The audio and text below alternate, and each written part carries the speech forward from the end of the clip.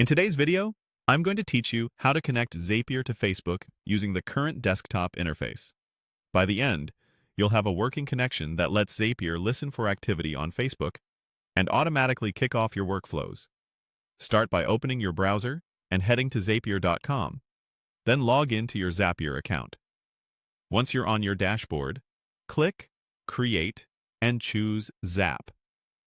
A zap is simply an automation that starts with a trigger and follows with one or more actions. In the Trigger app search bar, type Facebook. You'll see options like Facebook lead ads and Facebook pages. Pick the one that fits your use case. If you're capturing leads from forms, choose Facebook lead ads. If you want to react to new posts on a page, choose Facebook pages. Next, choose a trigger event, such as new lead or new page post. This is what tells Zapier exactly what to watch for. Click Continue to move on. Now it's time to connect your Facebook account. Click Sign in to Facebook. If you're not already logged into Facebook in your browser, you'll be prompted to log in.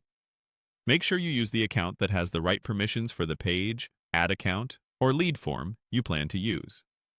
When the Facebook window appears, click Continue as your profile and allow Zapier the requested access. These permissions let Zapier read the data needed for your trigger, and you can manage or revoke them later in your Facebook settings if needed. After your account is connected, select the specific Facebook page, ad account, or form required for your trigger. For example, in Facebook lead ads, you'll typically choose the page first and then the lead form associated with it. If you don't see the item you're expecting, double-check that you have admin or advertiser access on Facebook and that the asset is active. Click Test Trigger to confirm everything is working. Zapier will look for a recent example, like a sample lead or a recent page post, so you can preview the data. If no sample appears, make sure there's at least one recent lead or post to pull in and try again. With the trigger confirmed, click Add Action to continue building your automation.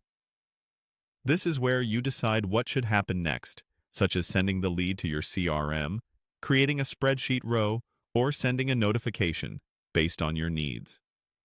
When your Zap is ready, click Publish. Your automation will go live, and Zapier will start monitoring Facebook for the trigger you set. If this video helped, please like, subscribe, and share. Thanks for watching.